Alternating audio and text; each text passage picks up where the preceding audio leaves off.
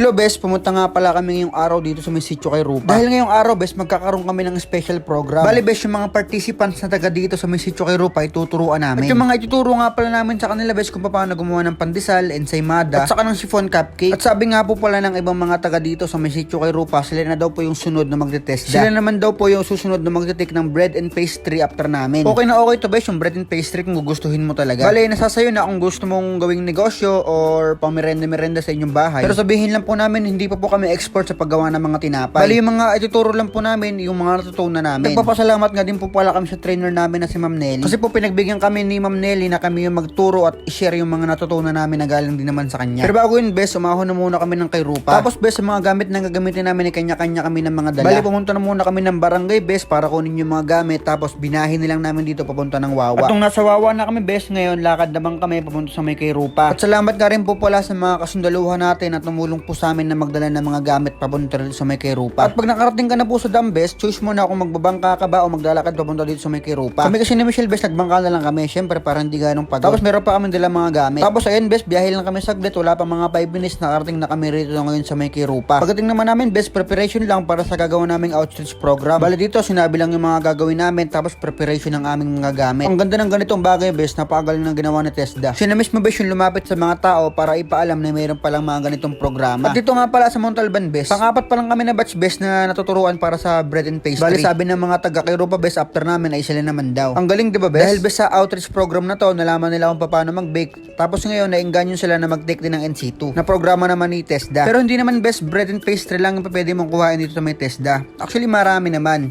Choose mo na kung alin yung gusto mo doon. Bali dito, bes, nag-start na kami mag-bake. Bali, yung mga participants nga pala yung nagbe-bake ngayon. Bali, kami lang yung tagagay. Bali, binigay namin, bes, yung mga ingredients, mga tamang sukat, tapos sila na yung kukuha, tapos i-guide lang namin sila kung ano yung mga dapat gawin. Okay, dito ganito, bes, bali kung ano yung natutunan namin, na-share din namin agad. Bali, bes, nag-benefit both parties. Bali kami sa kayong aming participants. Ang iniisip ko nga, bes, sana meron pang susunod na ganito. Sana, bes, ibang lugar naman, pero around Montalban lang din, syempre. Kasi okay na okay itong ganito, bes, eh. Another adventure, experience, para din naman sa aming lahat tong gantong mga program. At saka nga pala, bes, yung mga tinapay nga pala na ginagawa namin ngayon dito. Bali po yung mga participants po na gumawa ng mga tinapay, sila po yung mag-uuwi. Ang galing, bes, 'di ba? Kasi sarili mong gawa ay uuwi mo, tapos yung pamilya mo yung titikim kung masarap ba o hindi. Pero syempre, bes, masarap yan. Kami nagturo. Ganun, bilang nag-angat ng sariling bangko. Pero sigurado naman ako, bes, na masarap yung gawa namin na yan. Bali lahat kami dito, bes, lahat ng mga trainees ay mayroong mga participants na tinuturuan. Same lang po na mga tinapay yung aming mga tinuturo, pero sariling diskarte na po namin kung paano namin ito ituturo sa aming mga participants. At salamat nga po pala sa isa naming participants na nagpahiram po ng kanyang sariling oven. Dahil po yung oven na ginagamit namin sa may barangay San Rafael ay hindi po namin nadala kasi masyado po itong malaki. Mahihirapan po isakay o mahihirapan po magbuhat yung magbubuhat. At bali, bes, ayan nga po pala yung mga gawa namin. Hindi ko na po nabidyohan yung ibang outcome kasi ayun po, nalobot po yung cellphone na dala-dala ko. Ayun lang, bes, maraming salamat po sa panonood.